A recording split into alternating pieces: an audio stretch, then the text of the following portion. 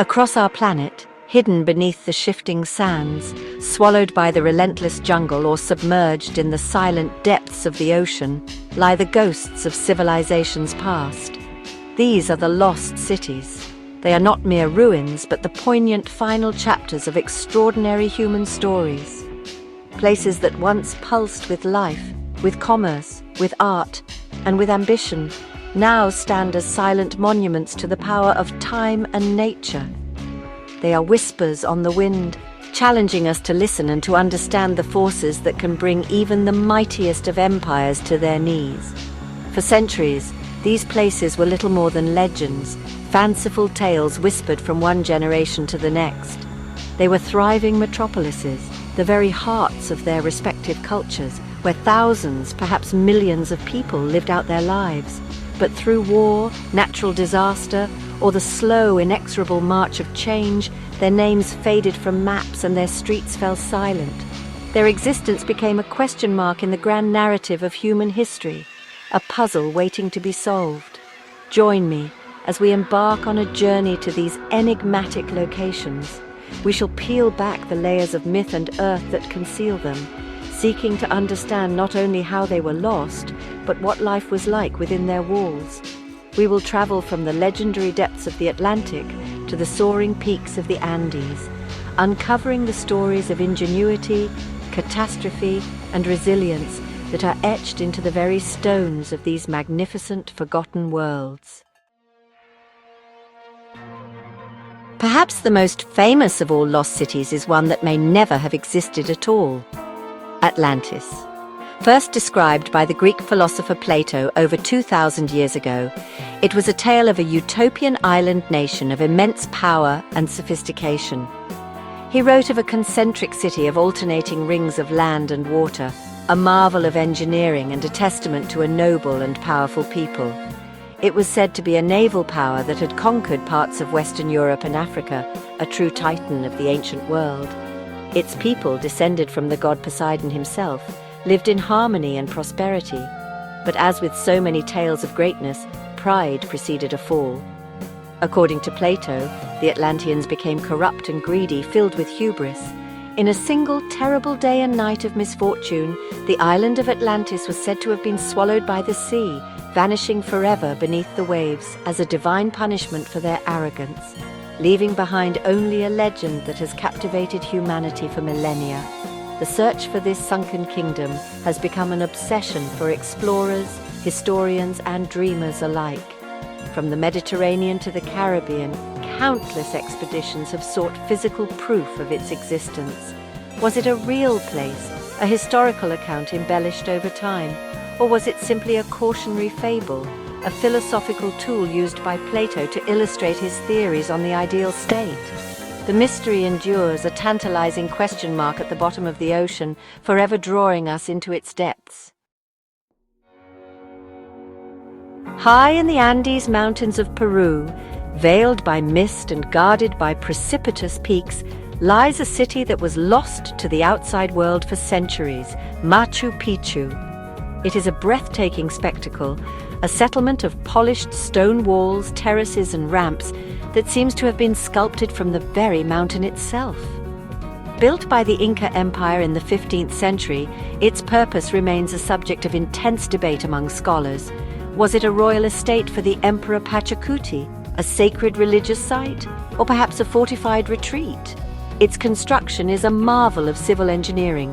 Without the use of mortar, the Inca craftsmen cut stones with such precision that not even a blade of grass can fit between them, a technique that has allowed the city to withstand centuries of earthquakes. Intricate water channels and fountains still function today, a testament to their advanced understanding of hydraulics.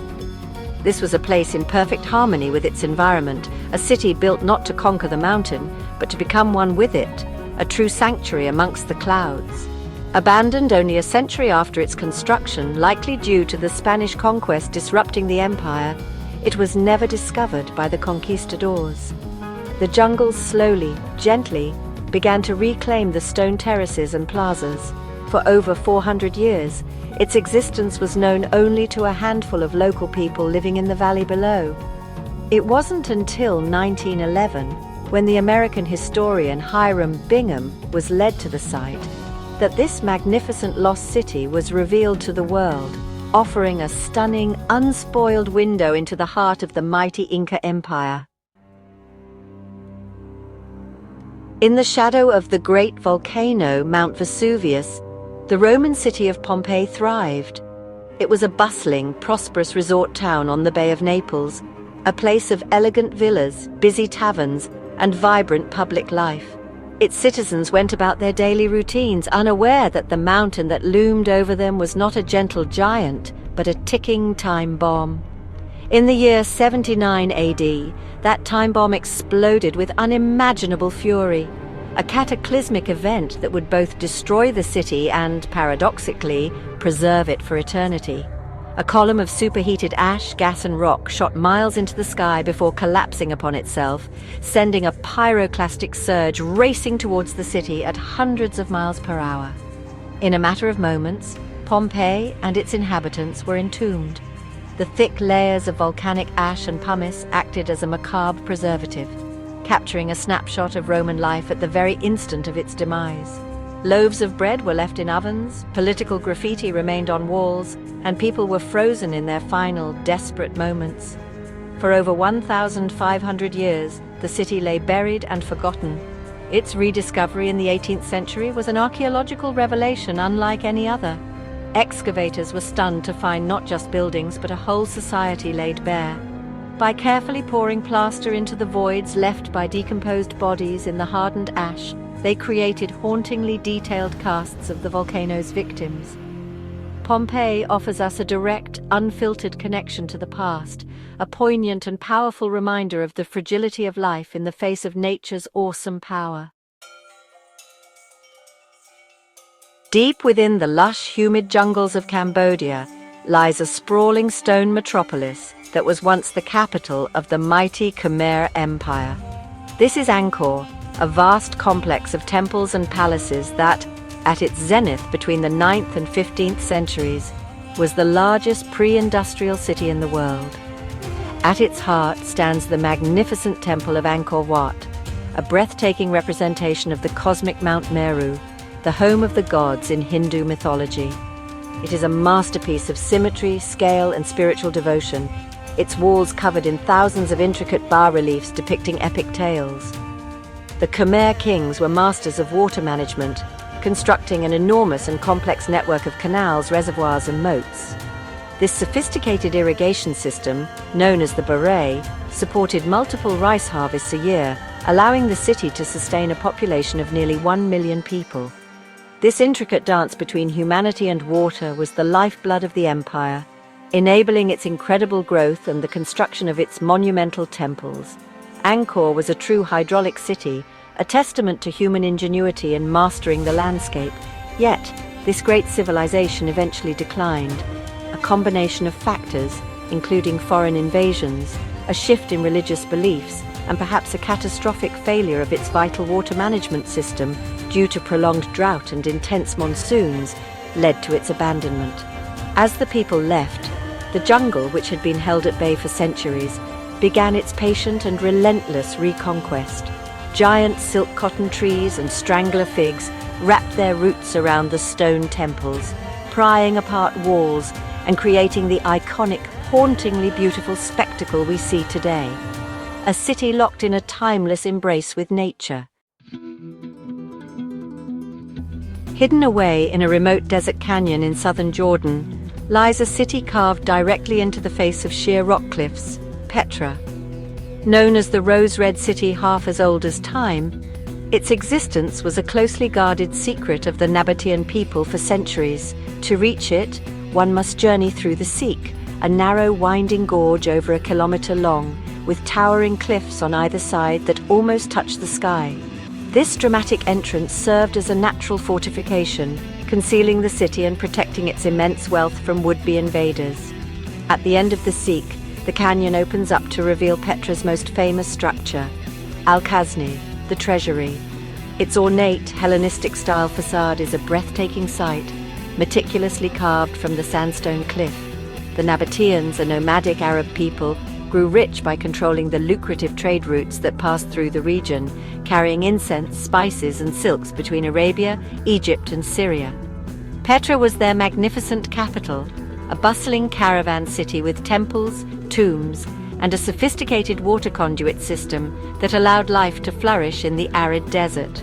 After being annexed by the Roman Empire and later damaged by earthquakes, the shifting of trade routes led to Petra's gradual decline. By the Middle Ages, it was completely abandoned and lost to the Western world, known only to the local Bedouin tribes who inhabited the area. It was not until 1812 that a Swiss explorer, Johann Ludwig Burckhardt, disguised himself as an Arab scholar and persuaded a local guide to lead him to the legendary lost city. What he revealed was a wonder of the ancient world, a city that had been hidden in plain sight, waiting silently in the rock for its story to be told once more. From the mythical depths of the ocean to the highest mountain peaks, the stories of these lost cities resonate with a profound and timeless power. They are not simply tales of collapse, but enduring legacies of human creativity, ambition, and resilience.